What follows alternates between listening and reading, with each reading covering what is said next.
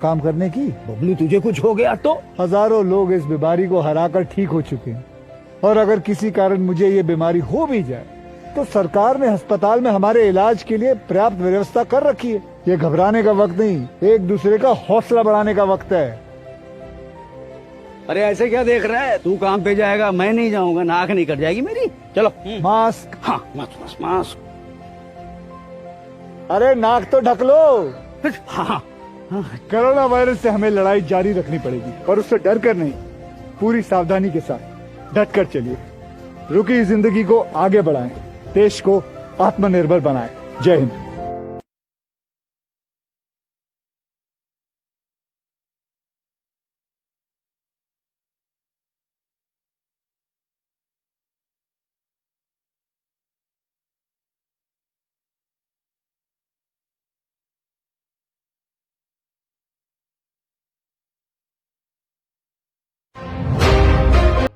Good morning sir.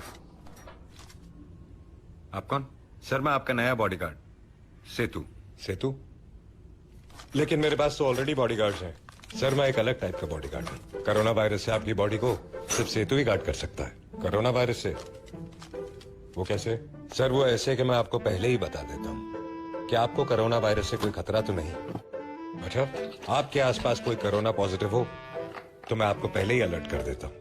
Continue. Sir और तो और मैं आपको ये भी बताता हूँ कि आपसे आपके परिवार वालों को कोई खतरा तो नहीं। मुझसे मेरी फैमिली को क्या खतरा होगा यार? सर जानबूझ के थोड़ी।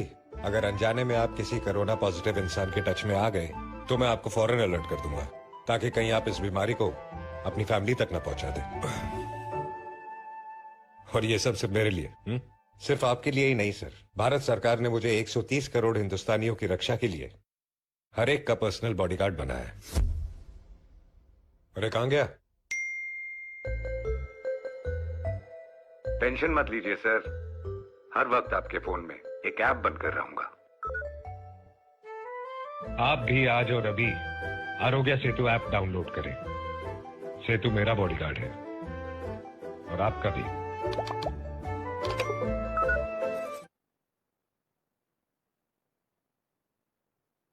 भारतीय जनता पार्टी महाराष्ट्र प्रदेशाच्या वतीने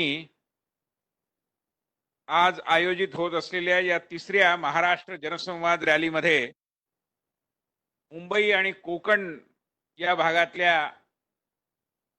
हजारो बूथवरून या कार्यक्रमात सहभागी झालेले सर्व कार्यकर्ते, वेगवेगळ्या ठिकाणी मंचांवर उपस्थित असलेले सर्व नेते आणि कार्यक्रमात सहभागी झालेले बंधू आणि भगिनींनो, आज महाराष्ट्र जनसंवाद रॅलीच्या या मुंबई कोकण प्रदेश आवृत्तीच्या प्रारंभी मी आपल्या सगळ्यांना विनंती करतो की अलीकडेच देशाच्या सीमेचं संरक्षण करण्यात ज्यांनी आपल्या वीरतेचा परिचय दिला आणि काहींनी सर्वोच्च अशा प्रकारचं बलिदान केलं, त्याग केला, समर्पण केलं, अशा सर्व आपल्या शहीद सैनिक बांधवांना या कार्यक्रमाच्या सुरुवातीलाच आपण श्रद्धांजली देऊन त्यांच्याविषयीचा आपला आदरभाव व्यक्त करूया। मी आपल्या सगळ्यांना, सर्व मंचांवरच्या लोकांना आणि हा कार्यक्रमात सहभागी असलेल्या सर्वांना विनम्र आग्रह करतो की आपण 2 मिनिट स्तब्ध उभं राहून शहीदांना श्रद्धांजली द्यावी।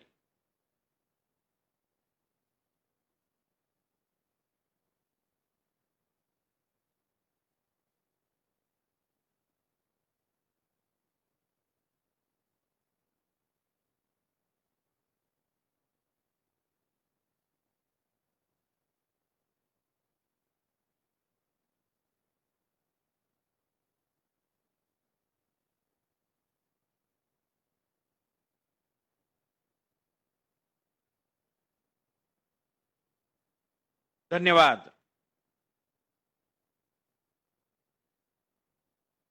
आपल्या प्रथेप्रमाणे या कार्यक्रमाचा शुभारंभ करण्यासाठी मी आपल्या सगळ्यांचे लाडके नेते, महाराष्ट्र भारतीय जनता पार्टीचे पूर्वीचे प्रदेश अध्यक्ष, सध्याचे विरोधी पक्ष नेते आणि महाराष्ट्राने बघितलेले एक अत्यंत लोकप्रिय आणि यशस्वी असे मुख्यमंत्री, आता माजी मुख्यमंत्री सन्माननीय देवेंद्र फडणवीस यांना विनंती करतो की त्यांनी मुंबईमध्ये ते उपस्थित आहेत, आपल्या सगळ्यांच्या वतीने दीप प्रज्वलन करून या कार्यक्रमाचा शुभारंभ करावा. माननीय देवेंद्रजी दीप प्रज्वलन करतील.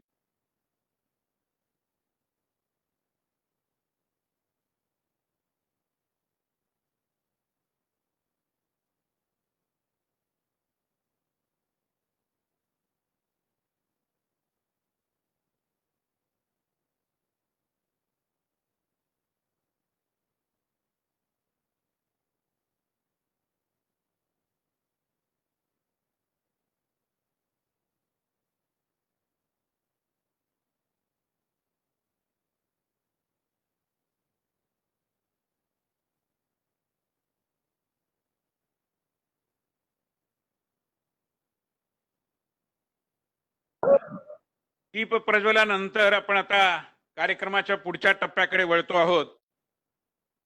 आपल्या कार्यक्रमामध्ये आज आपल्या सगळ्यांना ज्यांचं संबोधन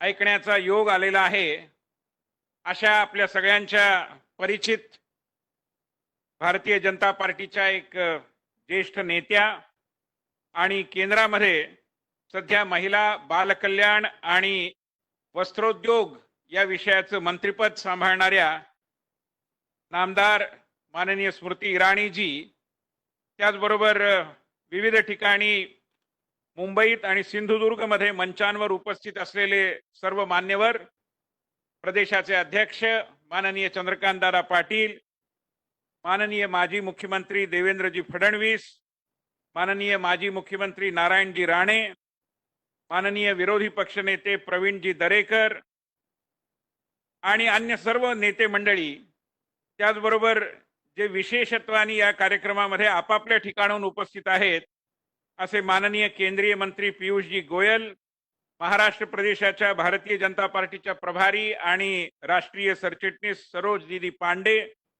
त्याचबरोबर या व्हर्च्युअल रॅलीचे प्रमुख माननीय चंद्रशेखर बावनकुळे, या सकट उपस्थित असलेल्या सर्व नेत्यांचं मी पुन्हा एकदा या कार्यक्रमामध्ये हार्दिक स्वागत करतो. मित्रांनो, ही तिसरी व्हर्च्युअल रॅली आहे आणि त्यात मुख्यतः मुंबई आणि कोकण या दोन भागातील हजारो कार्यकर्ते आपापल्या बूथवरून जनतेच्या सहभागासह या कार्यक्रमामध्ये समाविष्ट झालेले आहेत. आणि ज्यावेळी आपण मुंबई आणि कोकणचा विचार करतो, सद्यस्थितीचा विचार करतो, त्यावेळी तीन प्रमुख मुद्दे आपल्या सगळ्यांच्या मनामध्ये स्वाभाविकपणे येतात. एक म्हणजे संबंध देश सध्या कोरोनाशी दोन हात करतो आहे, लढतो आहे, परंतु त्यामध्ये मुंबई शहराची परिस्थिती ही संबंध देशाच्या चिंतेचा विषय झालेली आहे. अशा वेळी विरोधी पक्ष या नात्याने जे काम करायला हवं ते आपण करतोच आहोत, पण त्याचबरोबरीने जनतेची, रुग्णांच्या नातेवाईकांची या लढाईमध्ये समर्थपणे आपल्याला साथ देत असलेल्या सर्व डॉक्टर्सची, परिचारिकांची साथ संगत करून त्यांचं मनोबल वाढवण्याचं आणि विविध प्रकारांनी सेवा कार्याच्या माध्यमातून उपेक्षित, शोषित, पीडित बांधवांपर्यंत पोहोचण्याचं काम भारतीय जनता पार्टीचे मुंबईचे कार्यकर्ते अत्यंत प्रभावीपणे करीत आहेत. कोकणाच्या बाबतीत विचार केला, अलीकडेच मी कोकणमधल्या निसर्ग वादळांनी ग्रसित अशा भागांमध्ये जाऊन आलो आणि त्यावेळी त्या ठिकाणचं दृश्य हे निश्चितपणे आपल्या सगळ्यांना विचार करायला लावणार आहे. कोकणासारखा निसर्ग सुंदर प्रदेश एकाच वेळी कोरोनाशी लढतो आहे आणि त्याच बरोबर निसर्ग वादळांनी उत्पन्न केलेल्या विध्वंसाचा देखील सामना करतो आहे. परंतु आमचा चिवट आणि जिद्दी असा जो कोकणी मनुष्य आहे, आमचे जे कोकणी बंधू भगिनी आहेत, ते सगळे समर्थपणे या आव्हानाचा देखील मुकाबला करतायत असं आपल्याला दृश्य कोकणामध्ये गेल्यानंतर दिसून येतं.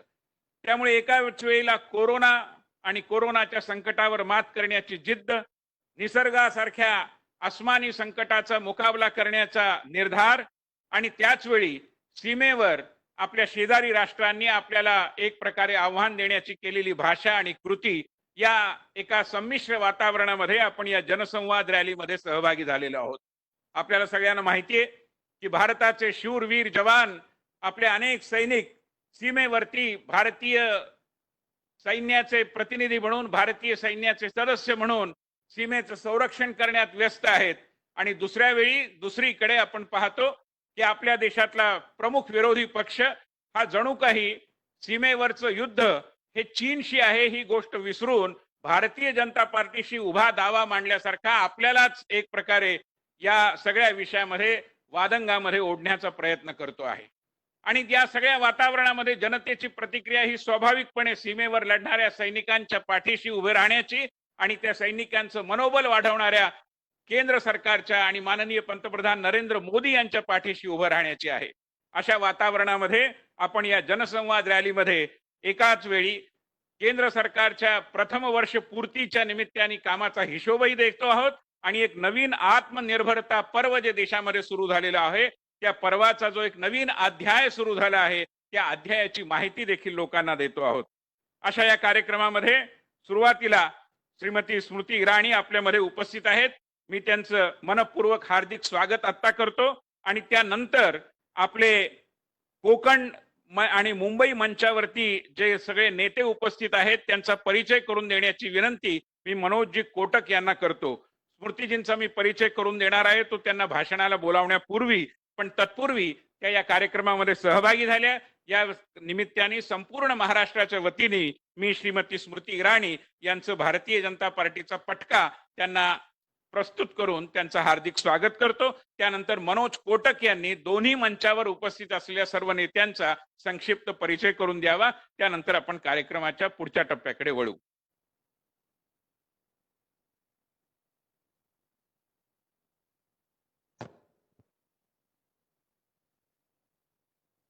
धन्यवाद विनयजी. मोदी सरकार 2 प्रथम वर्षपूर्तीच्या कार्यक्रमानिमित्त एक नवीन प्रकारच्या व्हर्च्युअल रॅली सरकारची कामगिरी तर लोकांसमोर घेऊन जायचीच आहे, पण ह्या संकटाच्या घडीमध्ये आपण सगळे एका नेतृत्वाखाली काम करतोय आणि माननीय मोदीजींच्या या नेतृत्वाला आदर म्हणून आज ह्या व्हर्च्युअल रॅलीमध्ये या ठिकाणी मुंबईच्या मंचावर उपस्थित आहेत. ते महाराष्ट्राचं लाडकं नेतृत्व, आपल्या सगळ्यांचे आवडते मुख्यमंत्री माननीय देवेंद्र फडणवीसजी. आपण अजूनही मुख्यमंत्री म्हणूनच काम करताय याचा आम्हाला अभिमान आहे. कारण ह्या संकटाच्या घडीमध्ये जेव्हा लोकांना खरोखर धैर्य आणि शौर्याची गरज आहे तेव्हा देवेंद्रजी स्वतः हॉस्पिटल्स असेल इतर ठिकाणी असेल स्वतः भेटी देऊन काम करत आहे आणि त्यामुळे आम्हाला सगळ्यांनाही आजही आपला आदर आहे. मुंबई भारतीय जनता पक्षाचे अध्यक्ष माननीय मंगलप्रभातजी लोढा, खासदार गोपाळभाई शेट्टी, खासदार पूनम महाजन, जे युवा मोर्चाचे राष्ट्रीय अध्यक्ष आहेत, आपल्या सगळ्यांचं लाडकं नेतृत्व असं विनोदजी तावडे, महाराष्ट्राचे मुंबईचे संघटन मंत्री सुनील कर्जतकरजी, कोकण पुत्र आमदार नितेश राणेजी, या मंचावर आणखीन उपस्थित आहेत आपल्या सर्वांचे आवडते आमदार भाई गिरकरजी, रिपब्लिकन पक्षाचे नेतृत्व अविनाशजी मातेकरजी, अमरजीत मिश्रा, स्थानिक नगरसेविका राजश्री शिरवडकर. याशिवाय कोकणामधून एक बुलंद आवाज म्हणून माजी मुख्यमंत्री भारतीय जनता पक्षाचे नेते खासदार नारायण राणेजी उपस्थित आहेत. त्यांच्याबरोबर विरोधी पक्ष नेते विधान परिषदेतील आमदार प्रवीण दरेकर उपस्थित आहेत. माननीय रवी चव्हाणजी हे पूर्व मंत्री तिथे उपस्थित आहेत. आमदार प्रसाद लाड ज्या कोकणाचा कार्यक्रमाचं संयोजक म्हणून काम पाहत आहे व राजन तेली पूर्व विधायक म्हणून उपस्थित आहेत.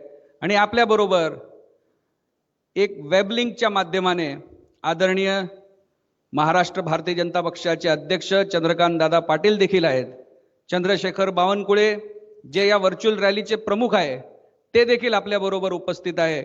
पियुष गोयलजी आणि माननीय सरोज दीदी पांडे या सर्वांचं मी मनपूर्वक स्वागत करतो. आणि विनयजी आपण ह्या पुढे संचालन करावं अशी आपल्याला विनंती करतो. धन्यवाद.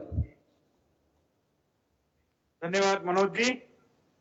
या कार्यक्रमाच्या पुढच्या टप्प्यामध्ये कार्यक्रमाचं प्रास्ताविक करण्यासाठी मी महाराष्ट्राचे विरोधी पक्षनेते माजी मुख्यमंत्री माननीय देवेंद्र फडणवीसजी यांना विनंती करतो. यापूर्वी मंगल प्रभात लोढाजी मुंबई भारतीय जनता पक्षाचे अध्यक्ष माननीय देवेंद्रजींचं एक मोदीजींचं पुस्तक देऊन स्वागत करतील.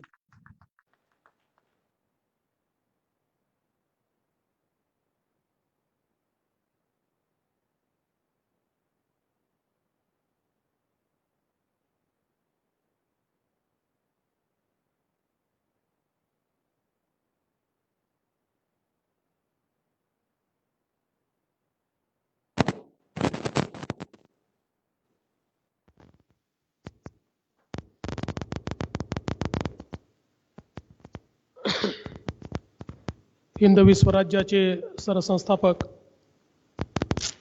छत्रपती शिवाजी महाराज यांना मानाचा मुजरा, भारतीय राज्यघटनेचे शिल्पकार भारतरत्न डॉक्टर बाबासाहेब आंबेडकर यांना मानवंदना अर्पित करतो.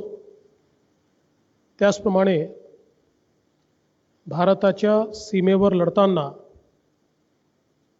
आमच्या ज्या जवानांना शहीद व्हावं लागलं असे सर्व आमचे जवान आणि त्याचप्रमाणे 4 दिवसापूर्वी पुलवामा इथे शहीद झालेले आपल्या सोलापूरचे सुपुत्र सुनील काळे यांना देखील या ठिकाणी श्रद्धांजली अर्पण करतो. आजच्या आपल्या जनसंवाद कार्यक्रमाच्या प्रमुख वक्त्या केंद्रीय मंत्री माननीय स्मृती इराणीजी, विनय सहस्त्रबुद्धेजी, पीयूष गोयलजी, सरोजताई पांडे,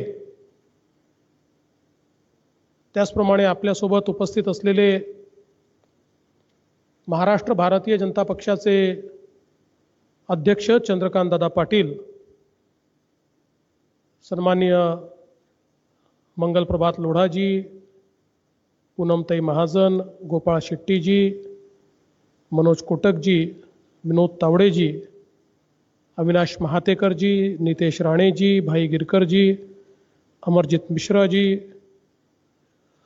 त्याचप्रमाणे सुनील कर्जतकरजी, राजश्रीताई शिरवडकर, सिंधुदुर्गच्या मंचावर उपस्थित असलेले माजी मुख्यमंत्री आदरणीय नारायणरावजी राणे, विरोधी पक्षनेते प्रवीण दरेकर, पूर्व मंत्री रवींद्र चव्हाण, आमदार प्रसाद लाड, माजी आमदार राजन तेली, त्याचप्रमाणे या व्हर्च्युअल रॅलीचे प्रमुख श्री चंद्रशेखरजी बावनकुळे, मुंबईच्या 36 विधानसभा क्षेत्रात उपस्थित असलेले सर्व नागरिक आणि कार्यकर्ता बंधू भगिनी, त्याचप्रमाणे कोकणामध्ये उपस्थित असलेले सर्व नागरिक भगिनी आणि बंधू आणि मित्रांनो, आदरणीय मोदीजींच्या सरकारला 6 वर्ष पूर्ण झाली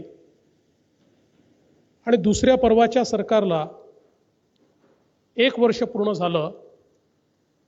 त्यानिमित्ताने एक मोठा संवाद आणि त्या संवादाची एक मालिका संपूर्ण देशामध्ये भारतीय जनता पक्षाने सुरू केली. मोदीजींच्या कारकिर्दीत सगळ्यात महत्त्वाची गोष्ट जर काही असेल तर मोदीजींनी देश पुढे नेण्याकरता अनेक कामं तर केलीच, देश सुरक्षित तर केलाच, पण सर्वात महत्त्वाची गोष्ट जर काही असेल तर तो नागरिकांशी संवाद. गेल्या 6 वर्षामध्ये सातत्याने वेगवेगळ्या माध्यमातून नागरिकांपर्यंत थेट माननीय पंतप्रधान पोचलेले कार्यक्रमांच्या माध्यमातून आपण बघितले, मन की बातच्या माध्यमातून आपण बघितले, परीक्षांच्या संदर्भातल्या मार्गदर्शनातून आपण बघितले आणि इतक्या वेगवेगळ्या प्रकारे नागरिकांपर्यंत ते पोचले.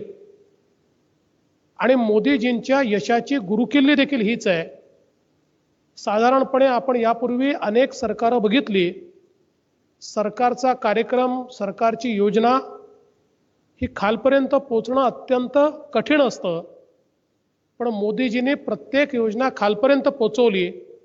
कारण प्रत्येक योजनेची घोषणा करताना, सुरुवात करताना एखाद्या राज्यात लाखो लोक आणि त्याचसोबत देशाच्या प्रत्येक जिल्ह्यातल्या प्रत्येक कॉमन फॅसिलिटी सेंटरवर गावागावापर्यंत लोक हे एकत्रितपणे करून त्यांच्या माध्यमातून योजना त्या ठिकाणी पोचवायची. म्हणजे कुठलीही योजना किमान 5-7 कोटी लोकांपर्यंत पहिल्याच झटक्यात थेट पोचवायची. अशा प्रकारचं माननीय मोदीजींचं कार्य राहिलं आणि म्हणूनच लोकांपर्यंत योजनाही पोचल्या, योजनेतले दलालही दूर झाले आणि ज्या प्रकारे थेट अनुदानाच्या योजना आणल्या त्यातनं भ्रष्टाचाराचं समूळ उच्चाटन हे माननीय मोदीजींनी केलेलं आपण सगळ्यांनी बघितलं. आणि म्हणूनच आता या कोरोनाच्या काळामध्ये सर्वांना असं वाटत होतं की आता 1 वर्ष पूर्ण झालं आणि मोदीजींनी आपल्याला मंत्र दिलाय, नो सेलिब्रेशन ओनली कम्युनिकेशन. वर्षपूर्ती झाली की नागरिकांपर्यंत पोहोचून वर्षभरात काय केलं याचं उत्तरदायित्व हे नागरिकांपर्यंत पोचवायचं. तर आता हे उत्तरदायित्व कशा प्रकारे आपण निभावणार अशा प्रकारचा प्रश्न अनेकांसमोर पडला. पण कोरोनाच्या संकटाने देखील आम्हाला एक नवीन शहाणपण शिकवलं आणि त्यातनं आम्ही व्हर्च्युअल रॅलीच्या माध्यमातून देखील कम्युनिकेशन कायम ठेवू शकतो. जनतेपासून आम्ही दूर जाणार नाही, आम्ही जनतेपासून तुटणार नाही, आम्ही आमचं उत्तरदायित्व विसरणार नाही, तर जनतेपर्यंत पोहोचून आमचं उत्तरदायित्व आम्ही निभावू. आणि अशा प्रकारच्या व्हर्च्युअल रॅलीच्या माध्यमातून मला सांगताना आनंद वाटतो. पहिली रॅली उत्तर महाराष्ट्राची झाली. साधारणपणे त्याचा रीच हा 30,50,000 लोकांपर्यंत पोहोचला. आणि व्हर्च्युअल रॅलीचा सगळ्यात मोठा फायदा असा असतो की जुडलेला एक एक माणूस मोजता येतो. त्यामुळे कुठलेही आकडे फेकून द्यायचे आकडे नाही, तर खरे आकडे यात आपल्या लक्षात येतात. आणि म्हणून पहिल्या रॅलीत 30 लाख लोक होते. मग विदर्भाची, मराठवाड्याची रॅली झाली. पहिली आदरणीय राजनाथ सिंगजींची झाली, दुसरी तोमरजींची झाली. त्या रॅलीमध्ये जवळजवळ 47 लाख लोक हे रॅलीमध्ये वेगवेगळ्या माध्यमातून सम्मिलित झाले. मग पश्चिम महाराष्ट्राची झाली माननीय गडकरी साहेबांची, त्याला 65 लाख लोक हे सम्मिलित झाले. आणि आज मुंबई आणि कोकणाची रॅली ही सगळे रेकॉर्ड मोडणार आहे. आणि आता उद्यापर्यंत आपल्याला समजेल सगळं गणित केल्यानंतर, पण आपल्या मुंबईच्या अध्यक्षांनी हा निर्णय केला आहे आणि त्याप्रमाणे त्यांनी व्यवस्था केल्या आहेत आणि कोकणातही व्यवस्था झाल्या आहेत. 1 कोटी लोकांपर्यंत ही रॅली महाराष्ट्रामध्ये आणि विशेषतः मुंबई आणि कोकणमध्ये आपण पोहोचवतो. खरं म्हणजे मी मुंबईच्या, कोकणातल्या भारतीय जनता पक्षाच्या कार्यकर्त्यांचे मनपूर्वक आभार मानेन, अभिनंदन करेन. कोरोनाच्या काळामध्ये ज्या प्रकारे आमच्या कार्यकर्त्यांनी रस्त्यावर उतरून प्रचंड मोठं सेवा कार्य केलं आणि मला सांगताना कुठेही या बाबतीत शंका वाटत नाही की भारतीय जनता पक्ष एकमेव असा पक्ष होता की जो पूर्ण ऑर्गनाइज पद्धतीनं प्रत्येक गल्लोगल्लीपर्यंत जाऊन, प्रत्येक घरापर्यंत जाऊन त्यांच्या अडीअडचणी सोडवत होता. मग लोकांपर्यंत रेशन पोहोचवणं असेल, लोकांना सॅनिटायझर देणं असेल, त्यांच्या घराचं सॅनिटायझेशन करायचा विषय असेल किंवा वेगवेगळ्या प्रकारची सगळी मदत ही भारतीय जनता पक्षाच्या माध्यमातून आपण केली. आताही मोठ्या प्रमाणात ब्लड डोनेशनचे कॅम्प चालले आहेत. वेगवेगळ्या ठिकाणी आपण रक्त या काळामध्ये आवश्यक आहे आणि रक्तपेढ्यांना रक्त मिळत नाही, म्हणून कुठल्याही रक्तपेढीत रक्त कमी पडू नये या दृष्टीनं प्रचंड मोठं काम आपण करतो आहोत. एक त्यातली दुःखाची गोष्ट ही देखील आहे की आपली जान जोखमीत टाकून काम करत असताना आमचे काही कार्यकर्ते हे रस्त्यावर काम करतानाच कोरोनाने ग्रसित झाले आणि त्यातल्या काहींचा मृत्यू देखील झाला. पण मला असं वाटतं की त्यांच्या परिवाराच्या पाठीशी तर आपण उभोच आहोत, पण त्यांनी जो आपला जीव दिलेला आहे तो समाजाकरता दिलाय, समाजाचं कार्य करण्याकरता दिलाय.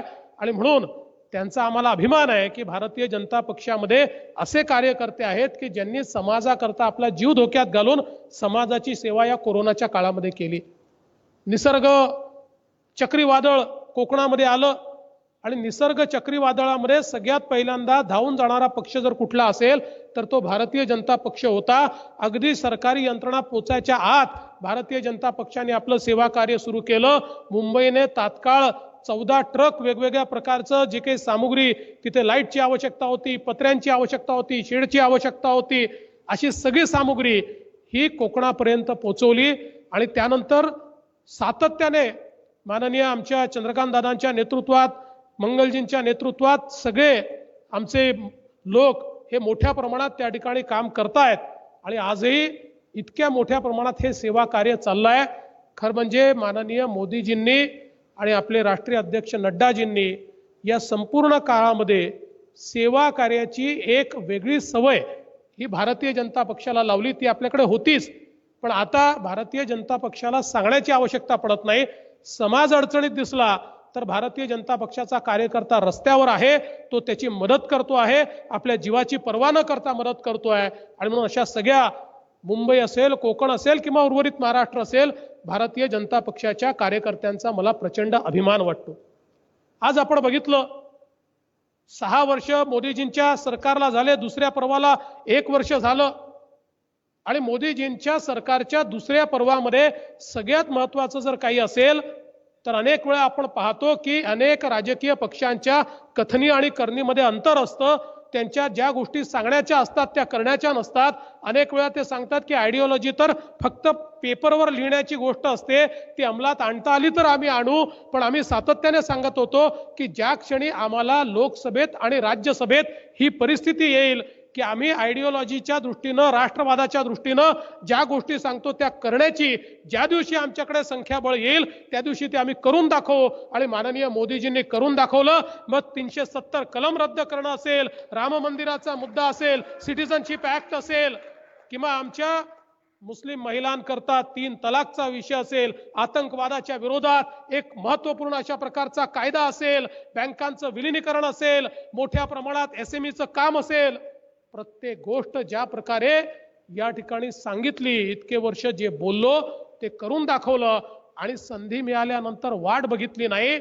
तर मला म्हणजे आपण सगळे क्रिकेट प्रेमी असल्यामुळे ज्या प्रकारे फटकेबाजी या ठिकाणी माननीय मोदीजींच्या सरकारनं, आता शब्द खरा इथे चुकीचा आहे, पण ज्या प्रकारची फटकेबाजी या ठिकाणी केलेली आहे, मला असं वाटतं की संपूर्ण देशाने बघितलं एक मजबूत नेता ज्यावेळेस मिळतो त्यावेळेस कशा प्रकारे निर्णायक सरकार असतं आणि ते सरकार कशा प्रकारे सामान्य माणसाच्या जीवनामध्ये परिवर्तन आणू शकतं. आजही आपण बघितलं ज्यावेळी हा कोरोनाचं संकट तयार झालं, या संकटामध्ये आत्मनिर्भर भारताची संकल्पना मोदीजींनी मांडली. आणि आत्मनिर्भर भारताचं पॅकेज त्या ठिकाणी तयार करून गरीबातल्या गरीबाच्या खात्यामध्ये पैसे गेले पाहिजेत, शेतकऱ्यांच्या खात्यामध्ये पैसे गेले पाहिजेत, महिलांच्या खात्यात पैसे गेले पाहिजेत, गरिबांच्या खात्यात पैसे गेले पाहिजेत, विधवा परित्यक्त्यांच्या खात्यात पैसे गेले पाहिजेत, दिव्यांगांच्या खात्यात पैसे गेले पाहिजेत, कामगारांच्या, मजुरांच्या खात्यात पैसे गेले पाहिजेत. थेट पैसा सगळ्यांच्या खात्यामध्ये टाकण्याचं काम असेल किंवा त्यासोबत मोठ्या प्रमाणात अन्नधान्य त्यांच्यापर्यंत पोहोचवण्याचं काम असेल, रेशनचं धान्य त्यांच्यापर्यंत पोहोचवण्याचं काम असेल, एक प्रचंड मोठं काम या ठिकाणी उभं केलं. आणि माझ्या भारतात कोणीही उपाशी राहणार नाही. आमचे दुर्दैवाने पायी निघालेले जे कामगार होते, या कामगारांकरता विशेष ट्रेन सुरू करून त्यांना त्यांच्या गावी पोहोचवण्याचं काम हे या ठिकाणी माननीय मोदीजींच्या नेतृत्वामध्ये झालं. दुर्दैवाने सुप्रीम कोर्टाने परवा ज्यावेळेस याची सुनावणी केली, त्या सुनावणीमध्ये एकाच राज्याला सुप्रीम कोर्टाने दूषणं दिली आणि तो राज्य म्हणजे दुर्दैवाने आमचा महाराष्ट्र आहे. आणि सुप्रीम कोर्टाने सांगितलं की महाराष्ट्राने आम्ही मजुरांची सोय केल्याचं जे सांगितलं हे दादांत चुकीचं आहे. अशी कुठलीही सोय झालेली दिसली नाही. त्यांच्या खाण्यापिण्याची सोय नाही, त्यांच्या नेण्याची सोय नाही. आणि अशा प्रकारे खरं म्हणजे ज्या मजुरांनी इतके वर्ष आमच्याकडे काम केलं त्या मजुरांसोबत अतिशय भेदभावपूर्ण व्यवहार या महाराष्ट्रामध्ये झाला. ही खरोखर आपल्याकरता अत्यंत दुर्दैवाची परिस्थिती आहे. आज आत्मनिर्भर भारताच्या माध्यमातून नवीन भारताची जी संकल्पना मोदीजींनी या ठिकाणी मांडली आहे, कोरोना नंतर आपल्याला पुन्हा नव्यानं उभं राहायचं आहे हे जे आपल्याला सांगितलं आहे, वोकल फॉर लोकलचा मंत्र आपल्याला दिलेला आहे. आणि त्या माध्यमातून मोदीजींनी ज्या प्रकारे आत्मनिर्भर भारताच्या माध्यमातून आपल्या शेतकऱ्यांकरता व्यवस्था केल्या, आपल्या सामान्य माणसाकरता व्यवस्था केल्या, आज महाराष्ट्रामध्ये या सरकारच्या काळामध्ये कापसाची खरेदी एक सरकार करू शकलं नाही. मी आमच्या स्मृती इराणी यांचं अतिशय मनपूर्वक अभिनंदन करतो आणि त्यांचे आभार मानतो की त्यांनी स्वतः सांगितलं जेवढा कापूस महाराष्ट्र सरकार घेत असेल तेवढा कापूस त्यांनी खरेदी करावा. एक एक पैसा केंद्र सरकार देईल. 5,000 कोटीच्या वर पैसा हा स्मृती इराणीजींनी त्या ठिकाणी आपल्याला दिला. आणि एवढंच नाही तर ज्यावेळेस महाराष्ट्रामध्ये कापसाची खरेदी होत नव्हती, महाराष्ट्र सरकारला पत्र पाठवून त्यांनी सांगितलं की तुम्ही खरेदी करू शकत नाहीये, तुमच्याकडे टोकन दिले जात नाहीये, दिवसाला केवळ 10 शेतकऱ्यांची खरेदी करता, अशी खरेदी होऊ शकणार नाही. पण दुर्दैवाने आमचं सरकार इतकं नाकर्तं ठरलं की आम्ही ती खरेदी करू शकलो नाही. आजही विदर्भामध्ये, मराठवाड्यामध्ये आपण जर जाऊन बघितलं तर त्या ठिकाणी शेतकऱ्याच्या घरामध्ये कापूस आहे, तो कापूस त्या ठिकाणी तो विकू शकला नाही. 20% 30% कापूस हा त्याच्याकडे पहिला पडला राहिला. म्हणजे केंद्र सरकार पैसे द्यायला तयार होतं, केंद्र सरकार सर्व मदत करायला तयार होतं, पण महाराष्ट्र सरकारची यंत्रणा ते करू शकली नाही. ही खरोखर आमच्या सगळ्यांकरता अत्यंत दुर्दैवाची गोष्ट आहे. आज 30 अवस्था मक्याची आहे. केंद्र सरकारने वाढीव 5.5 लाख आपल्याला टार्गेट दिलं, पण अजूनही शेतकऱ्याच्या घरी मका पडलेला आहे, तो घेता आलेला नाही. आत्मनिर्भर भारतचं पॅकेज आपल्याला जरी प्राप्त झालं तरी जोपर्यंत महाराष्ट्रातलं सरकार त्या आत्मनिर्भरतेकडे आपल्याला नेणार नाही तोपर्यंत या आत्मनिर्भर पॅकेजचा पाहिजे त्या प्रमाणात फायदा आपल्याला होऊ शकणार नाही. आणि मोदीजींचं पॅकेज हे केवळ कागदावरचं पॅकेज नाही आहे. या एसएमई करता जो सगळ्यात महत्वाचा आपलं सेक्टर आहे या महाराष्ट्रामध्ये आणि देशामध्ये जवळजवळ 30% 39% रोजगार हा सूक्ष्म आणि लघु उद्योग, मध्यम उद्योगांच्या माध्यमातून येतो. सर्वात जास्त रोजगार शेतीच्या खालोखाल देणारा जर कोणी असेल तर तो एसएमई आमचे आहेत. या एसएमईचं देखील जे पॅकेज माननीय मोदीजींनी दिलं, मी आता 4 दिवसापूर्वीचे आकडे घेतले, आतापर्यंत महाराष्ट्रातल्या 50,000 एसएमईजला 4,000 कोटी रुपये मिळालेले आहेत आणि रोज ते वाढत आहे आणि मोठ्या प्रमाणात हा पैसा मिळतोय. आणि मला काही एसएमईच्या लोकांनी सांगितलं, आमच्या जीवनात आम्ही पहिल्यांदाच असं बघतोय की बँकेचा फोन आम्हाला येतो की तुमचं खातं आमच्याकडे आहे आणि तुमची गॅरंटी मोदीजींच्या सरकारने घेतली असल्यामुळे तुम्हाला ऍडिशनल लोन द्यायला आम्ही तयार आहोत, त्यामुळे तुम्ही तात्काळ या, कारण आम्हाला केंद्र सरकारने सांगितलेलं आहे की जर तुम्ही लोन दिलं नाही तर तुमच्यावर कारवाई होईल. आणि म्हणून बोलून आज एसएमईंना मदत करण्याचं काम आणि त्यांना पुन्हा पायावर उभं करण्याचं काम या ठिकाणी मोदीजींच्या सरकारच्या माध्यमातून होत आहे. हे मला असं वाटतं आत्मनिर्भर भारताचं जे पॅकेज या ठिकाणी मिळालेलं आहे त्यातनं हे झालेलं आहे. पण हे सगळं होत असताना आज कोरोनाचं मोठं संकट या महाराष्ट्रामध्ये आहे. विशेषतः आपण मुंबईमध्ये आहोत. मुंबई आणि MMR मध्ये कोरोनाच्या संकटाचा आज आपण ज्या प्रकारे सामना करतो, खरं तर मी सातत्याने राज्य सरकारच्या लक्षात आणून देतोय की कोरोनाच्या संकटाचा सामना करण्याच्या संदर्भातली महाराष्ट्र सरकारची स्ट्रॅटेजी कुठेतरी चुकते आहे. मी टीका करत नाहीये, मी त्यांना सल्ला देतोय, मी त्यांना सांगतोय की कुठे आपण बदल केला पाहिजे.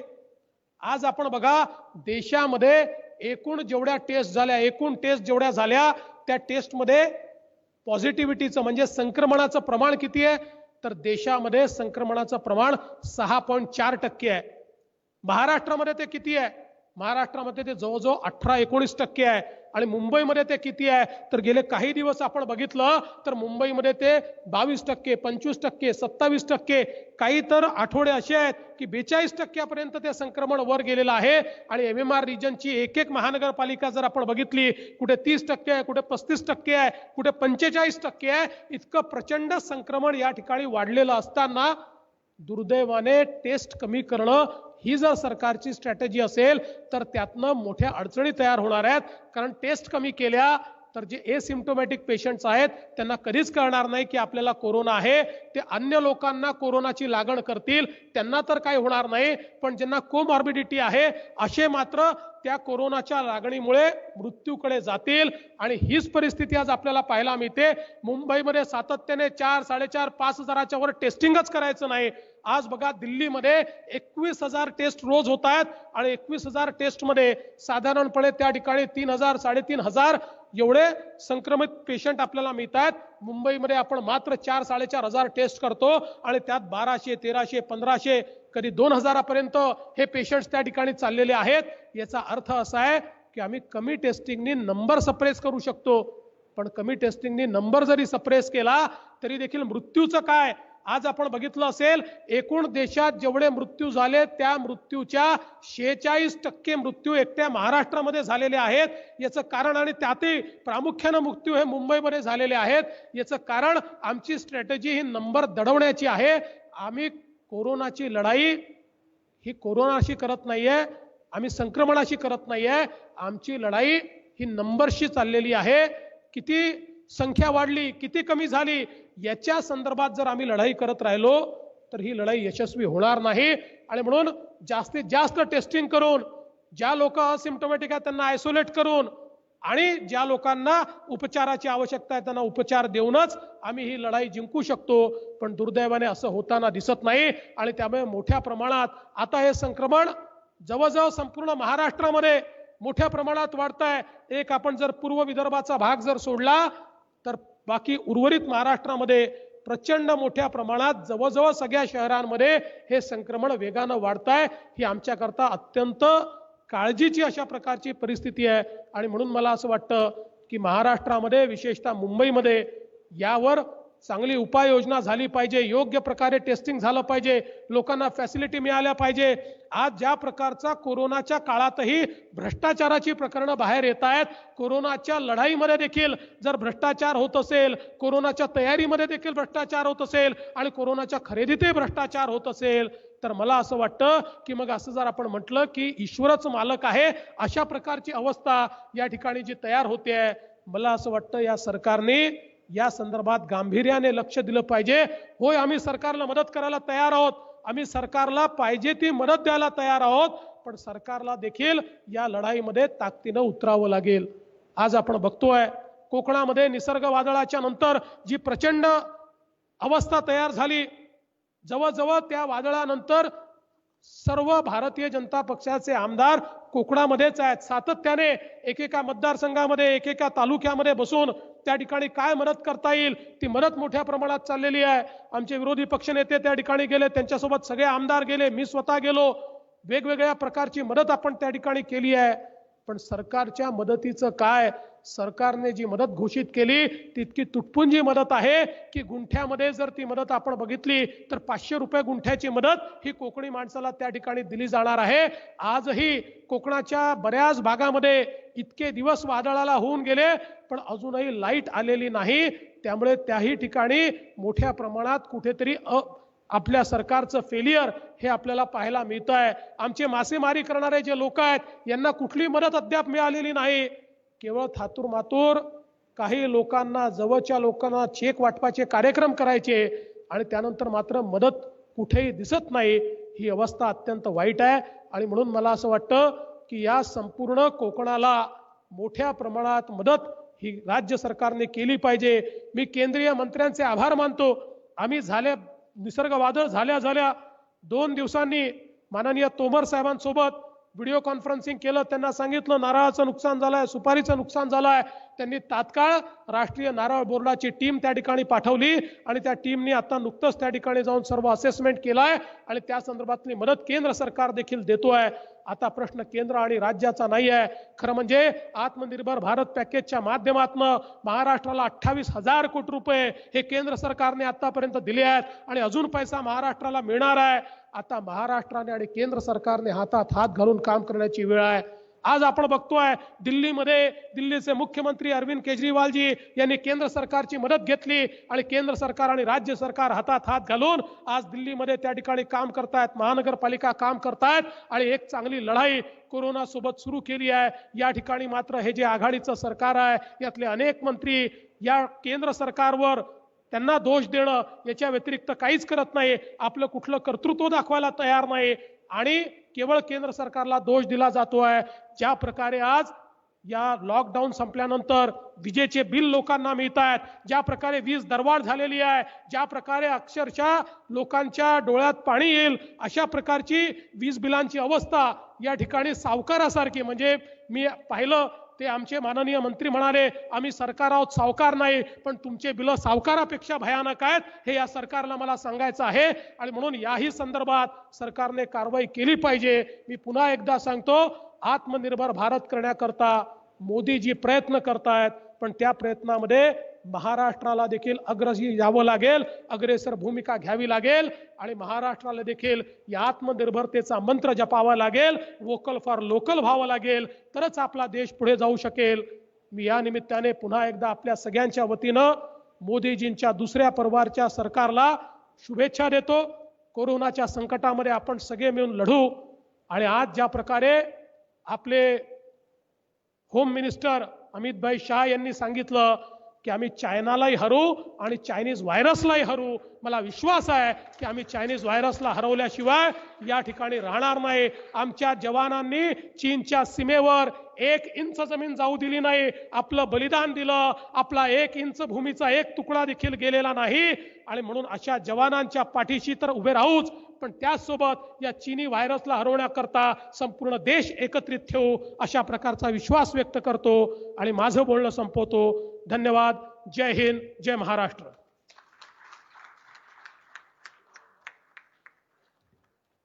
धन्यवाद देवेंद्र फडणवीस जी.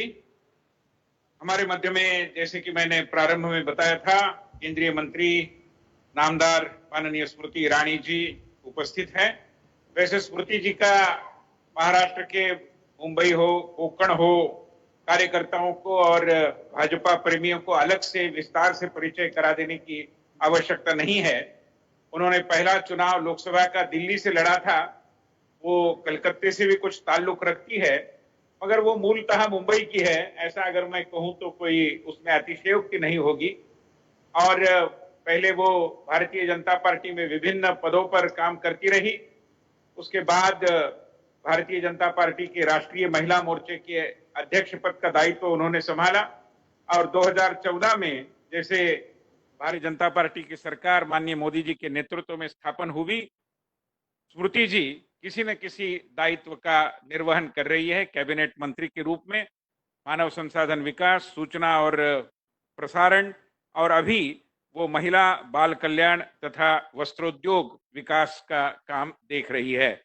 उनके बारे में ये भी बताना जरूरी है कि उन्होंने अमेठी में एक बहुत ही दिलचस्प और रोचक और ऐतिहासिक चुनाव में जो एक अपने कर्तृत्व का परिचय दिया है, मैंने वर्णन करने की आवश्यकता नहीं है.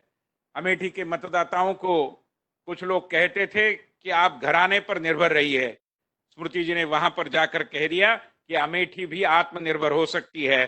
तो अमेठी की आत्मनिर्भरता की निर्माता, ऐसा अगर मैं उनका वर्णन करूं तो मैं मानता हूं कि वो बड़ा सार्थक वर्णन होगा. स्मृती जी आज आपल्यामध्ये उपस्थित आहेत. मी त्यांचं वर्णन महिला नेत्री असं करणार नाही, कारण भारतीय जनता पार्टीत महिला पुरुष सगळेजण नेतेच असतात आणि कार्यकर्त्यातून ते घडतात आणि त्यामुळे ते नेते होतात. पण आज या ठिकाणी मुंबई आणि कोकणाच्या कार्यकर्त्यांसमोर स्मृतीजींचं भाषण यानंतर होण्यापूर्वी मला आठवण होते ती स्वाभाविकरित्या दिवंगत श्रीमती जयवंतीबेन मेहता यांची, त्याचबरोबर मालतीबाई नरवणे यांची, कोकणातल्या आमच्या क्षेमाताई थत्ते यांची आणि अलीकडेच ज्यांचं निधन झालं त्या चंद्रकांता गोयल यांची, अशी ही नेतृत्वाची समर्थ परंपरा पुढे चालवणाऱ्या स्मृती इराणी यांना विनंती करतो की त्यांनी या व्हर्च्युअल सभेला संबोधित करावं.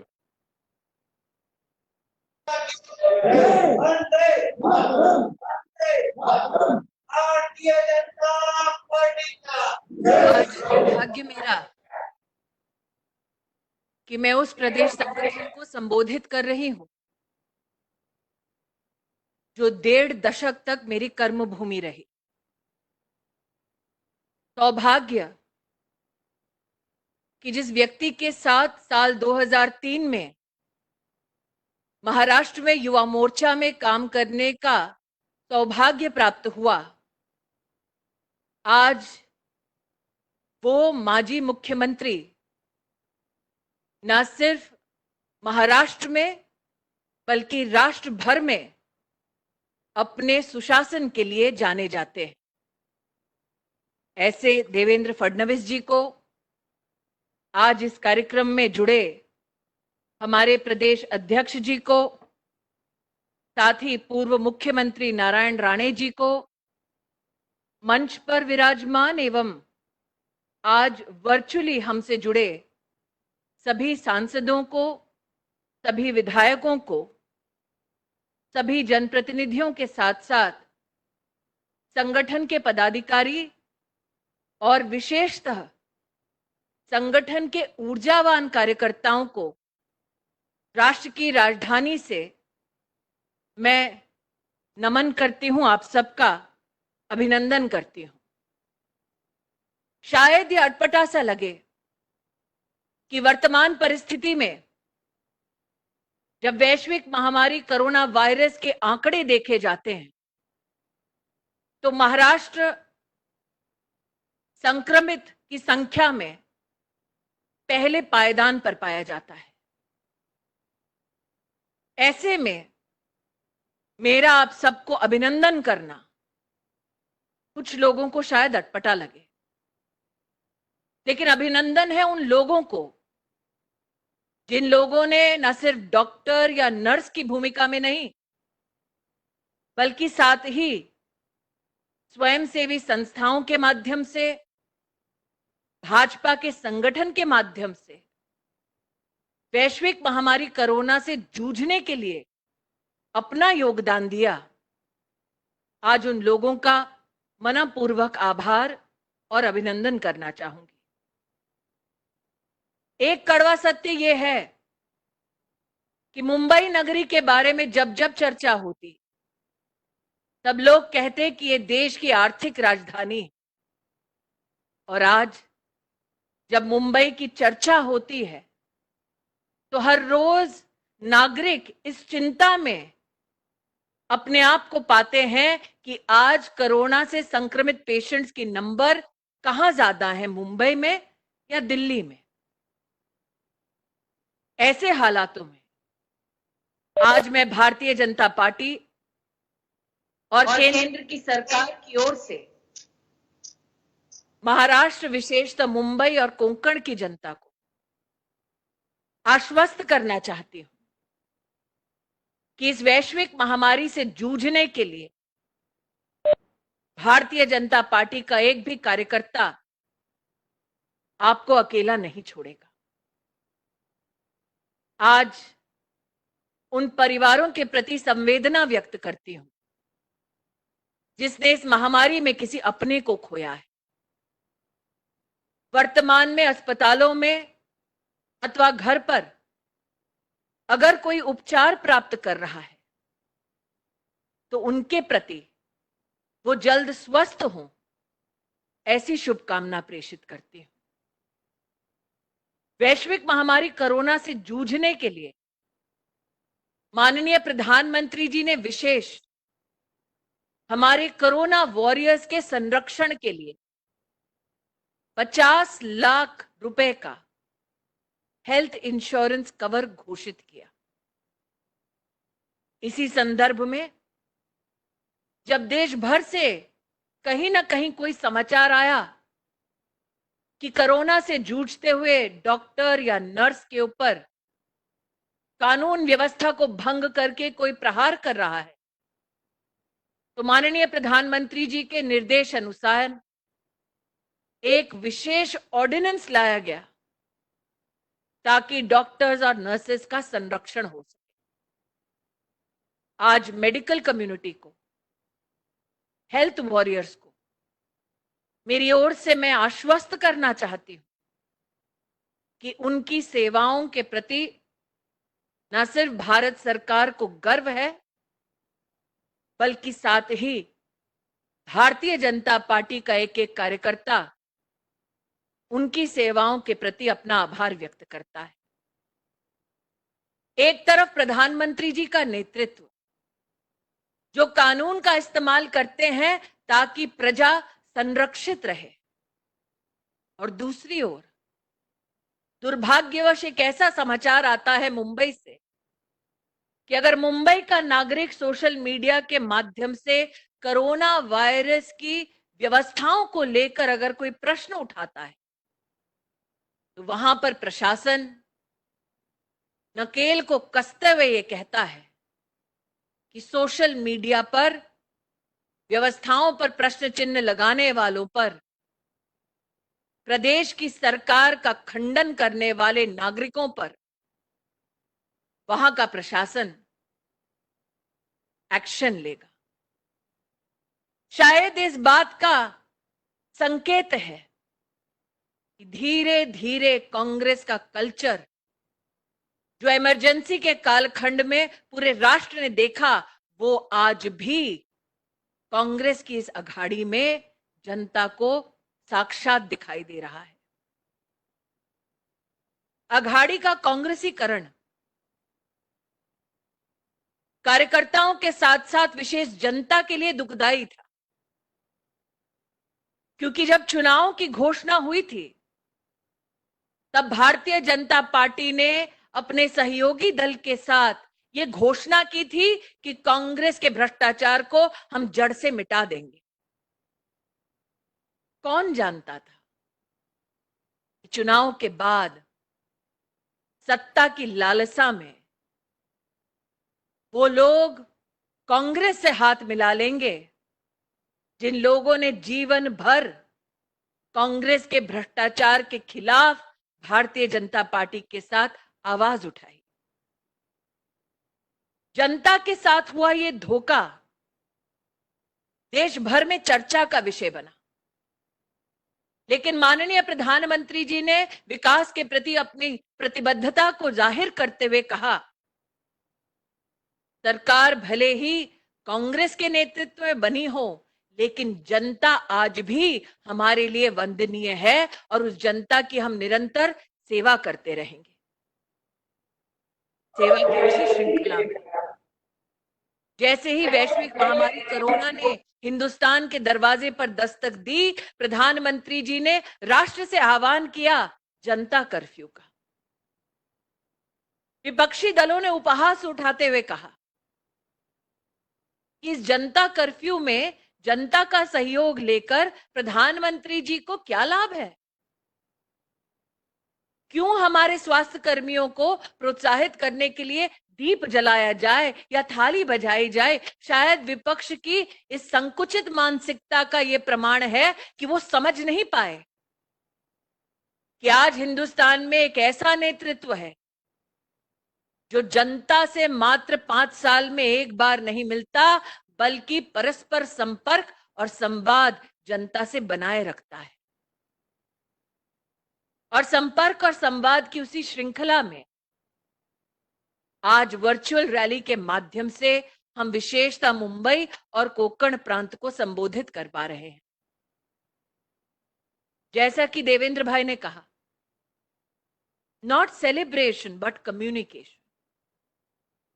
आज हम इस संवाद के माध्यम से आभार व्यक्त करना चाहते हैं हर उस नागरिक का जिसने नरेंद्र मोदी जी के नेतृत्व पर विश्वास रखते हुए 2019 के चुनाव में भी कमल का बटन दबाया।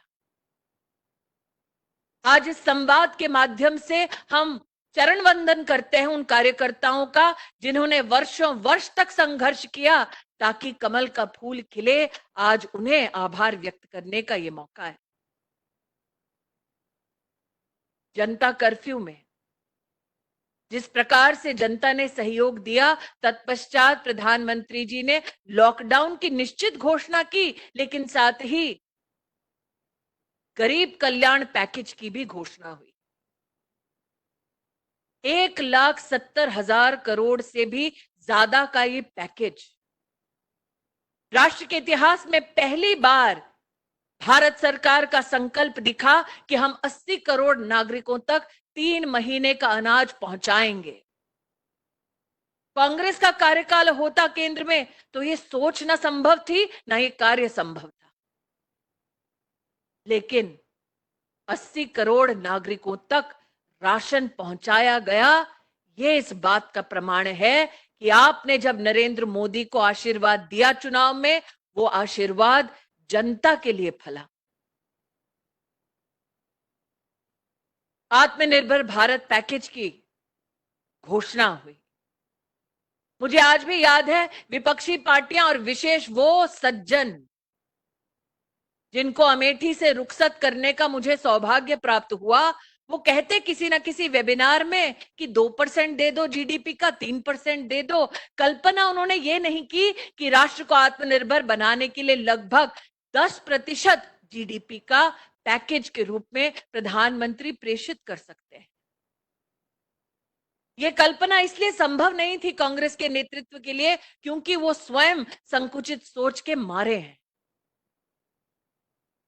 आत्मनिर्भर भारत को क्या दर्शित करती है? आज देवेंद्र भाई ने कहा कि कॉटन के संदर्भ में कैसे हमारे किसानों की मदद करने के लिए प्रदेश सरकार को पूर्ण रूप से सहायता देने के लिए भारत सरकार तत्पर थी। देश दुनिया लोहा मानती है कि लॉकडाउन से पहले हिंदुस्तान में एक भी पीपीई सूट नहीं बनता था। मतलब 70 साल में कांग्रेस के ये दिग्गज नेता एक पीपीई सूट तक हिंदुस्तान में नहीं बनवा पाए। वो सूट जो आज हेल्थ प्रोफेशनल्स का संरक्षण करता है, वो बना हिंदुस्तान में मेक इन इंडिया का सबसे उज्जवल उदाहरण बना मात्र 2 महीने की अवधि में। आज हिंदुस्तान विश्व का सेकेंड लार्जेस्ट मैन्युफैक्चरर है पीपीई सूट्स का। इसका मतलब जब मुसीबत ने दस्तक दिया, तब नरेंद्र मोदी के नेतृत्व में जनता जनार्दन ने सरकारी व्यवस्थाओं के साथ समन्वय के माध्यम से वो कर दिखाया जो कांग्रेस के नेतृत्व में 70 साल में नहीं हुआ।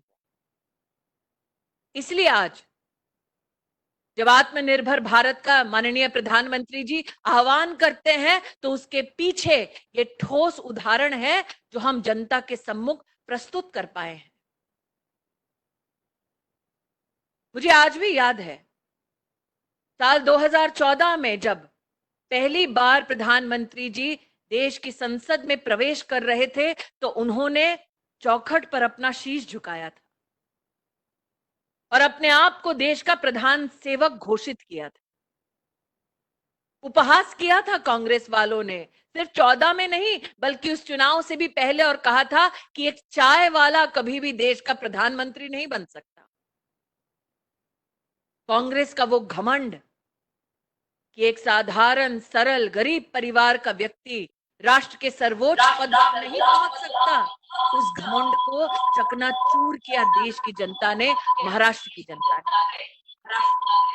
और गरीबी से पनपा वो व्यक्ति जब देश की संसद में पहुंचा, तो उस व्यक्ति ने कहा कि मेरी सरकार, आपकी सरकार गरीब कल्याण के प्रति समर्पित रहेगी।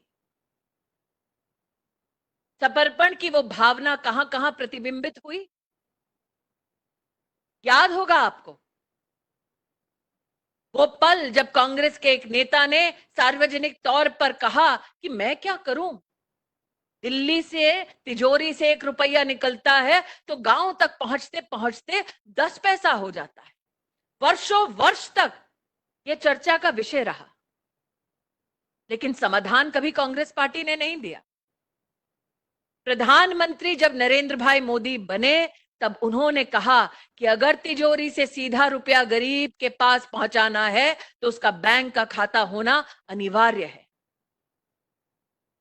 जनधन योजना की शुरुआत हुई और इन 6 सालों में आज भारतीय जनता पार्टी का कार्यकर्ता गौरवान्वित है कि 38 करोड़ हिंदुस्तानियों को उनके जीवन में पहली बार बैंक का खाता अगर नसीब हुआ तो वो तब हुआ जब देश के प्रधानमंत्री नरेंद्र मोदी बने।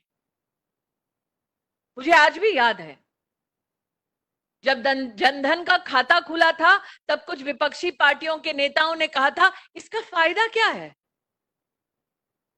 और आज वैश्विक महामारी से जब हमारा देश जूझ रहा है, तो एक फायदा महिला होने के नाते मैं गिनवा सकती हूं। अप्रैल और मई के महीने में 38 करोड़ जनधन खातों में से 20 करोड़ खाते हिंदुस्तान की महिलाओं के, और सीधा भारत की तिजोरी से उन 20 करोड़ महिलाओं के बैंक के खाते में 20,000 करोड़ रुपया ट्रांसफर किया गया नरेंद्र मोदी जी के नेतृत्व में। ये शायद वो लोग समझेंगे जिन्होंने वर्षों वर्ष गरीब को भारत की तिजोरी से दूर रखा।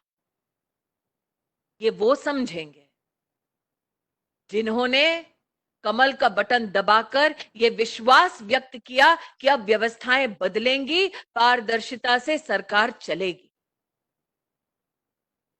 आज आपके सम्मुख जब मैं खड़ी हूं तो याद करती हूं कोंकण में वर्षों पहले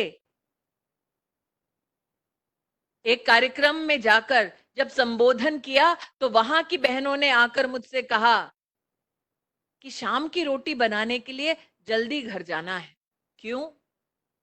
लकड़ी बीन कर रखी है, लकड़ी बिल्कुल ड्राई हो, सूखी हो, ताकि धुआं ज्यादा ना भरे रसोई में। ये छोटी छोटी चर्चाएं महिलाएं करती। किसी ने ये कल्पना प्रस्तुत नहीं की राष्ट्र के सामने कि एक गरीब महिला को भी स्वच्छ ईंधन का अधिकार है। नरेंद्र मोदी जी ने पहले वर्ष में ही 2014 में आह्वान किया कि अगर गरीब बहनों की रसोई में स्वच्छ ईंधन देना है, then give it up. If you can afford to give up your subsidy for LPG cylinders, please give it up. और मैं आभार व्यक्त करती हूं, देश में 1 करोड़ से भी ज्यादा परिवारों ने अपनी सब्सिडी छोड़ी, इस विश्वास के साथ मोदी ने कहा है तो गरीब तक ये मदद पहुंचेगी जरूर। और आज भाजपा का कार्यकर्ता गर्व के साथ कह सकता है कि जो 70 साल में नहीं हुआ, ये इन गत 6 सालों में हुआ है। 8 करोड़ से भी ज्यादा गरीब बहनों को जीवन में पहली बार एलपीजी का सिलेंडर मिला है। वैश्विक महामारी कोरोना से लड़ते हुए इस कार्यकाल में उज्ज्वला योजना से जुड़ी उन्हीं बहनों को 3 महीने का एलपीजी का सिलेंडर का रिफिल मुफ्त में दिया गया है। और आज जब कोई उपलब्धियां गिनवाता है सरकार की, अथवा जब कोई चर्चा करता है, कम से कम इस बात का आशीर्वाद निश्चित रूप से देता है कि गरीब परिवार की माताओं बहनों ने कभी कल्पना नहीं की थी कि स्वच्छ ईंधन मिलेगा, लेकिन फिर भी मोदी जी ने उनकी चिंता करते हुए उज्ज्वला योजना की शुरुआत की। सिर्फ ईंधन ही क्यों, शौचालय जैसा एक बेसिक अधिकार हमारे देश में गरीब परिवारों के पास नहीं था। ये वो अधिकार है जिसके बारे में कभी भी कांग्रेस के राज में विशेष कार्यक्रम कार्य नहीं किया गया। घोषणाएं बहुत की गई, लेकिन धरातल पर उसको समाधान हेतु हकीकत नहीं बनाया गया। मोदी जी ने स्वच्छ भारत अभियान की न सिर्फ घोषणा की, बल्कि प्रशासन को आदेश किया कि हमें गरीब से गरीब परिवारों के लिए शौचालय बनाना है। मुझे आज भी याद है, लाल किले की प्राचीर से उन्होंने कहा कि क्या हमें शोभा देता है अगर हमारी बहू बेटियां, माताएं, बहनें खुले में शौच करें। एक राष्ट्रीय आह्वान किया और इन 6 सालों में 11 करोड़ से भी ज्यादा शौचालय बने, भारतीय जनता पार्टी की सरकार के चलते। आज जब कार्यकर्ताओं को संबोधित करती हूं, भाइयों से शायद इतना ना कह पाऊं, लेकिन बहनें जानती हैं कि वो एक शौचालय एक गरीब के जीवन में कितना सम्मान दिलवाता है। और ये कहने के साथ साथ महाराष्ट्र जो एक किसान प्रधान प्रदेश भी है, उसके संदर्भ में कहना चाहती हूं, यूपीए के कार्यकाल में कई कांग्रेसी नेता थे जिन्होंने इस बात का आह्वान किया कि हम किसान को भारी कर्जे से मुक्त करना चाहते हैं, किसान की आमदनी को बढ़ाना चाहते हैं। लेकिन यूपीए के कार्यकाल में आंखों के सामने धोखा देखा किसानों ने। घोषणाओं तक सीमित रह गई कांग्रेस की सरकार, और प्रधानमंत्री नरेंद्र मोदी ने राष्ट्र के इतिहास में पहली बार न सिर्फ ये घोषणा की, बल्कि फलीभूत किया कि अब हिंदुस्तान की तिजोरी से किसान सम्मान निधि के तहत सीधा किसान के खाते में वार्षिक रूप से 6,000 रुपया जाएगा, आने वाले 10 साल तक जाएगा। आज कार्यकर्ताओं से कहते हुए मुझे आनंद है कि न सिर्फ मई 2020 तक 9 करोड़ 50 लाख किसानों को 71,000 करोड़ रुपया दिया गया, साथ ही विशेष गरीब कल्याण पैकेज के तहत 16,000 करोड़ रुपया देश के किसानों को दिया गया ताकि वो अपने परिवार का, अपनी खेती का संरक्षण कर सके। आज देवेंद्र जी ने कोंकण में निसर्ग के संदर्भ में अपनी वेदना को व्यक्त किया। रायगढ़, सिंधुदुर्ग, रत्नागिरी, देवेंद्र जी आपका भाषण सुनते ही मन विचलित हो चुका, क्योंकि ये वो कोंकण है जिसने स्वतंत्रता संग्राम में राष्ट्र को बलिदान हेतु रोशन किया था। और आज इसी कोंकण में नागरिक हमारा बिजली के लिए जूझ रहा है।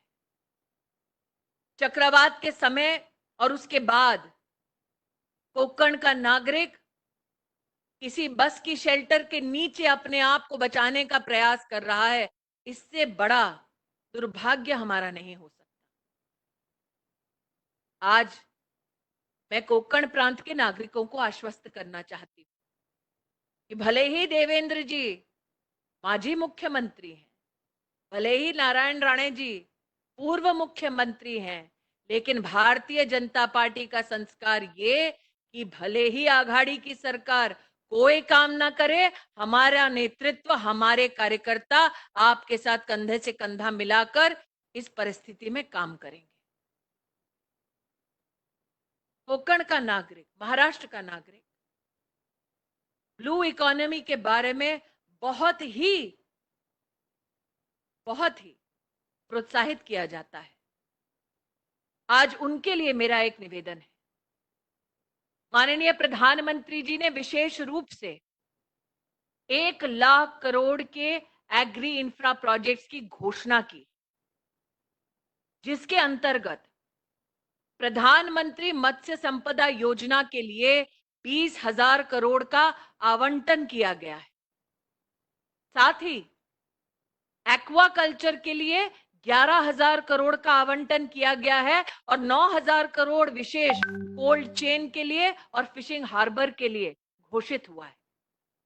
मेरा पूरा विश्वास है कि कोंकण प्रांत के हमारे कार्यकर्ता, महाराष्ट्र के हमारे कार्यकर्ता प्रधानमंत्री जी के ब्लू इकोनॉमी के इस पैकेज की जानकारी निश्चित रूप से हमारी फिशिंग कम्युनिटी को देंगे। आज जब महाराष्ट्र की बात करती हूं तो एक वक्त वो था जिसे याद करती हूं जब महाराष्ट्र देश का मैन्युफैक्चरिंग इंजन कहलाया जाता था। आज की परिस्थिति में विशेषतः लघु उद्योग को प्रोत्साहित करने के लिए प्रधानमंत्री जी ने जो 20 लाख करोड़ का पैकेज घोषित किया, उसमें से 3 लाख करोड़ रुपया विशेष कोलैटरल फ्री लोन एमएसएमई के लिए घोषित किया गया। हमारे लिए गर्व की बात है कि सूक्ष्म और लघु उद्योग के जो मंत्री हैं वो स्वयं महाराष्ट्र के एक वरिष्ठ नेता आदरणीय नितिन गडकरी जी। और एक कार्यकर्ता होने के नाते मेरा ये पूर्ण विश्वास है कि नितिन जी के नेतृत्व में, प्रधानमंत्री जी के आशीर्वाद से न सिर्फ राष्ट्र भर में एमएसएमई प्रगति करेगा, बल्कि विशेष महाराष्ट्र में भी एमएसएमई को बल मिलेगा। मैंने इस बात का संज्ञान लिया है कि आज हमारी वर्चुअल इस रैली में आदरणीय रेल मंत्री पीयूष भाई गोयल भी सम्मिलित हैं।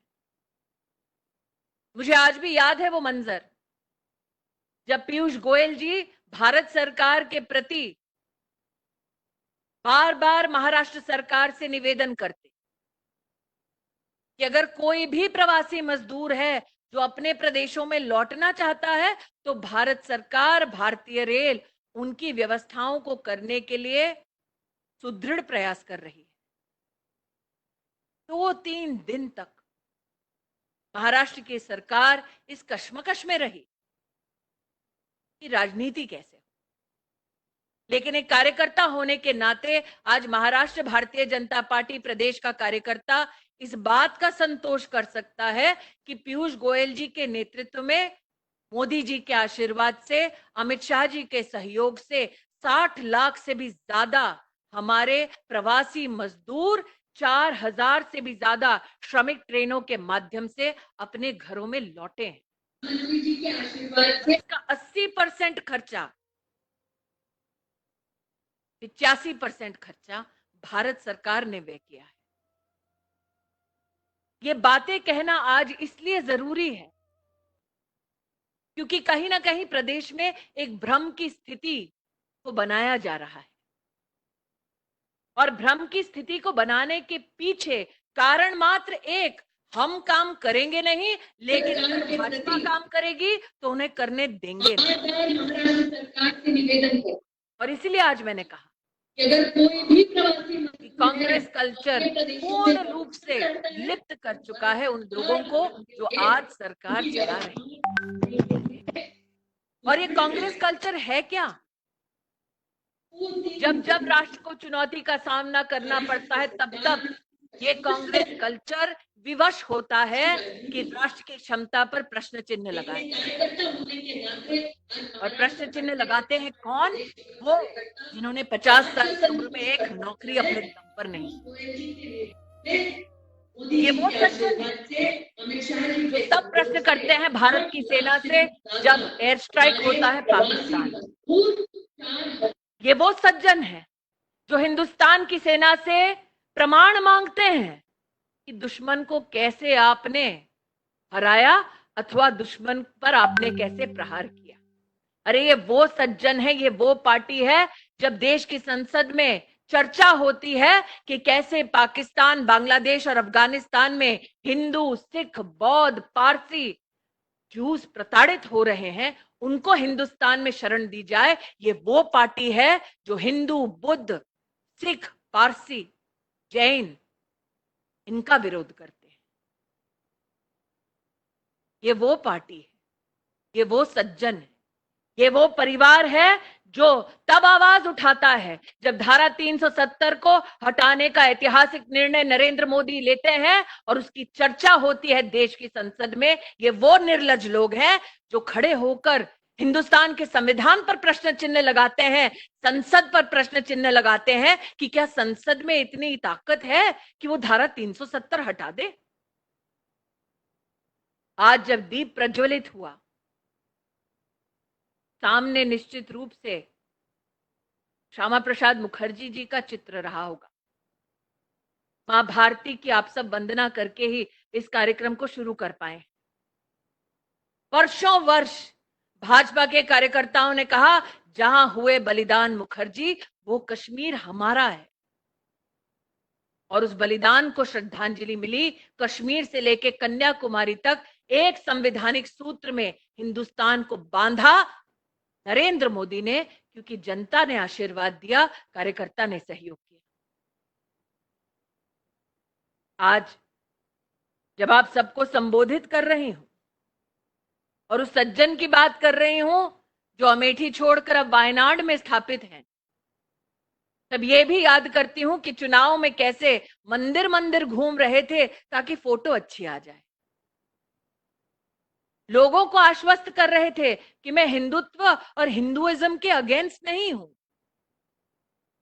वो आस्था जो सिर्फ 5 साल में एक बार प्रकट होती है जब चुनाव आता है, उस आस्था के चलते लोगों को भ्रमित कर रहे थे। लेकिन साथ ही उनके सहयोगी मजाक करते थे कि कहते हो भाजपाइयों कि मंदिर वही बनाएंगे लेकिन तारीख नहीं बताएंगे। और आज भारतीय जनता पार्टी के कार्यकर्ता ने संयम का परिचय देते हुए आज इस बात का अभिनंदन और आभार व्यक्त करना चाहिए कि न सिर्फ सुप्रीम कोर्ट का जजमेंट आया, बल्कि साथ ही नरेंद्र मोदी जी के नेतृत्व में उत्तर प्रदेश की सरकार आज भव्य राम मंदिर के निर्माण की शुरुआत कर चुकी है। ये सब ऐतिहासिक क्षण हम मात्र 1 साल में देख पाए हैं, क्योंकि जनता ने हमें आशीर्वाद दिया। और आज उस जनता का आभार इस संवाद, इस रैली के माध्यम से मैं करना चाहूंगी। आज इस संवाद की जब शुरुआत हुई तब हमने श्रद्धांजलि अर्पित की उन वीरों को जिन्होंने अपने लहू से भारत की सुरक्षा को सींचा है। दुख होता है, कष्ट होता है कि जब जब दुश्मन एक एक हाथ करने का प्रयास करता है तब तब राहुल गांधी उनके समर्थन में बोलते हैं। कुछ लोगों का यह मानना है कि हमें एक नागरिक होने के नाते यह अपेक्षा ही नहीं करनी चाहिए कि वो भारत की फोर्सेस के साथ, भारत के साथ खड़े होंगे। आज जब मैं कोंकण को, महाराष्ट्र को संबोधित करती हूं तो याद करती हूं छत्रपति शिवाजी महाराज की उस मां को जिसने संग्राम के प्राण फूके अपने पुत्र में। और दुर्भाग्य है कि आज उस संघर्षशील प्रदेश में एक ऐसी पार्टी की सरकार है जो प्रश्न चिन्ह लगाती है, चाइना के साथ खड़ी होती है, पाकिस्तान के साथ दोस्ती की बात करती है। ये कौन सी पार्टी है, ये कौन सा संस्कार है, इसको समझने के लिए कुछ लोगों को समय लगा। लेकिन हाल ही में जो राजीव गांधी फाउंडेशन के बारे में तथ्य सामने आए, उन्होंने देश के नागरिकों को चौंका दिया, झिंझोड़ कर रख दिया।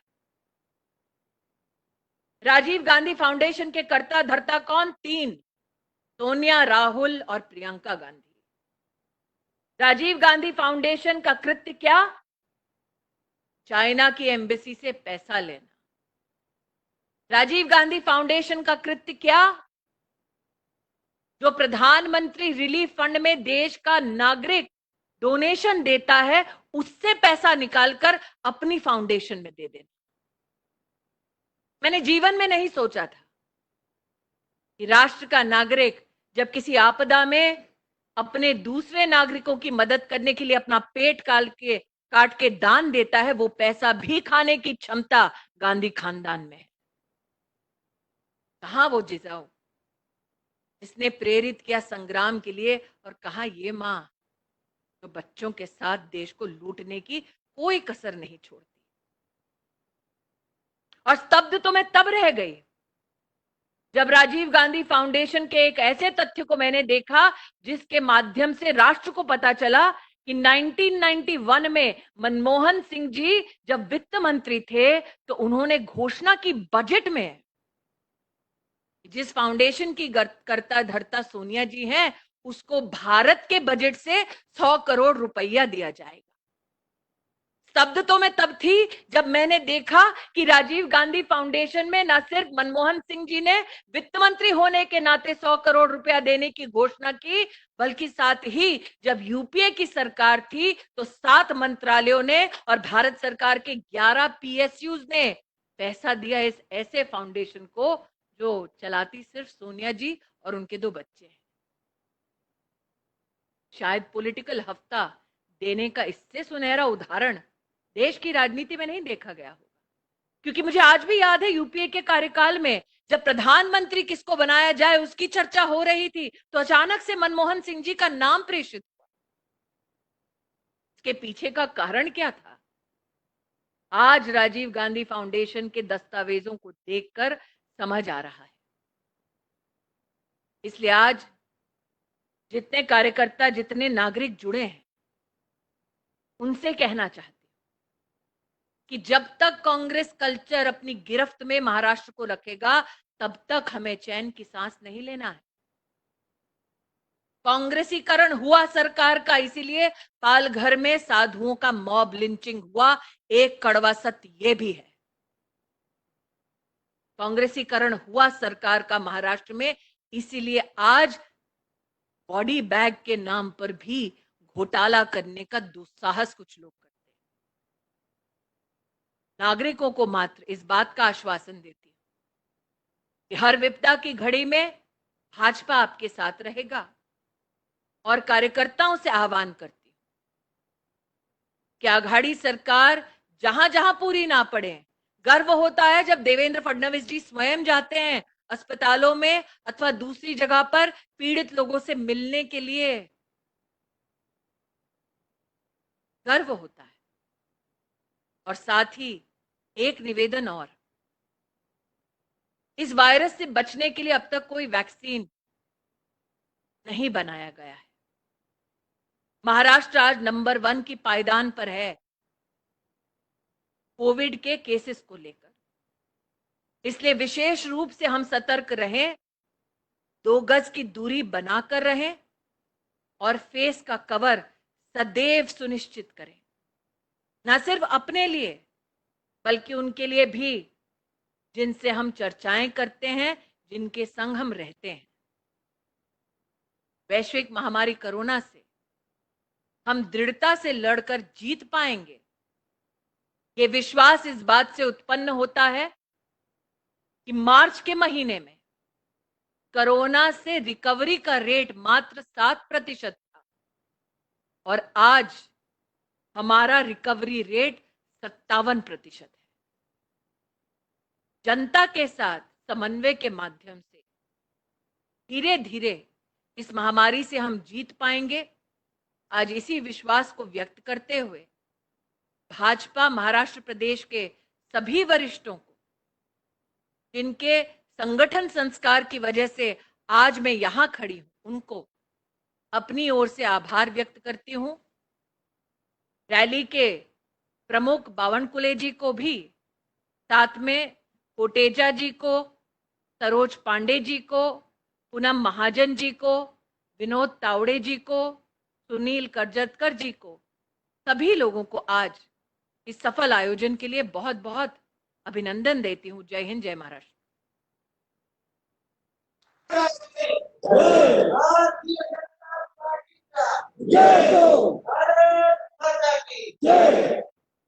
धन्यवाद स्मृतीजी. मी देवेंद्र फडणवीस जी यांना विनंती करतो की त्यांनी सर्व उपस्थितांना आत्मनिर्भर भारतासाठी कटिबद्ध होण्यासाठी शपथ द्यावी. आपण सगळ्यांनी आपापल्या जागी उभं राहावं आणि उजवा हात या पद्धतीने देवेंद्रजी देतील उच्चारावी. आत्मनिर्भर भारताची शपथ देवेंद्र फडणवीस. या ठिकाणी शपथ घेऊन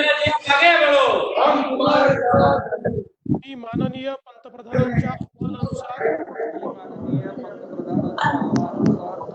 आत्मनिर्भर भारताचे ध्येय गाठण्यासाठी संकल्प करतो की मी भारताच्या संविधानाने निर्देशित केलेल्या नागरिकांच्या कर्तव्याचे पालन करेन. मी राष्ट्रीय एकात्मतेची भावना, लोकशाहीची मूल्ये, समताधिष्ठित समाजाची निर्मिती, सर्वधर्म समभाव आणि मूल्यांवर आधारित राजकारण यांचा समाजात आग्रह धरेन. मी देशातील स्थानिक उत्पादनांच्या निर्मितीला प्रोत्साहन देण्यासाठी समर्पित भावनेनं काम करेन. शक्य तितकी खरेदी स्थानिक उत्पादनांचीच करेन. मी कोरोनाच्या साथीशी लढण्यासाठी सामाजिक जागरूकता, आरोग्य आणि स्वच्छतेचे अभियान पुढे चालू ठेवेन. भारत माता की जय.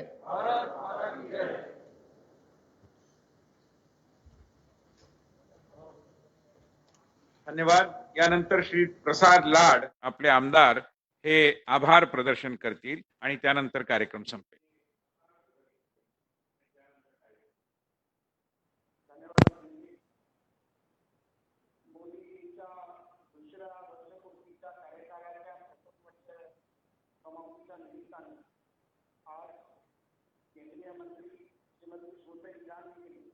आपल्यामध्ये आल्या. 1 वर्षाचा संपूर्ण कार्यकाळ माननीय मोदीजींनी कशा प्रकारे काम केले, त्याची प्रगती कशी होती, त्याबद्दल आपल्यासमोर संपूर्ण कार्यकाळ ठेवला. त्याबद्दल श्रीमती स्मृती इराणीजींचे मी मनपूर्वक आभार मानतो. या विशेष कार्यक्रमामध्ये प्रत्येक कार्यकर्त्यांनी जो भाग घेतला, तो मुंबईचा असेल, कोकणामध्ये पालघरपासून सिंधुदुर्गमध्ये असेल, त्या प्रत्येक लाखो करोडो कार्यकर्त्यांचं या भारतीय जनता पार्टीवर माननीय नरेंद्र मोदींवर प्रेम करणाऱ्या प्रत्येक कार्यकर्त्याचा देखील मी मनापासून आभार मानतो. आणि हे आभार मानत असताना 2 पंक्ती आम्ही बोलणार आहे. कामयाबी का जरूर होना चाहिए, फिर मुश्किलों की क्या अवकाश है।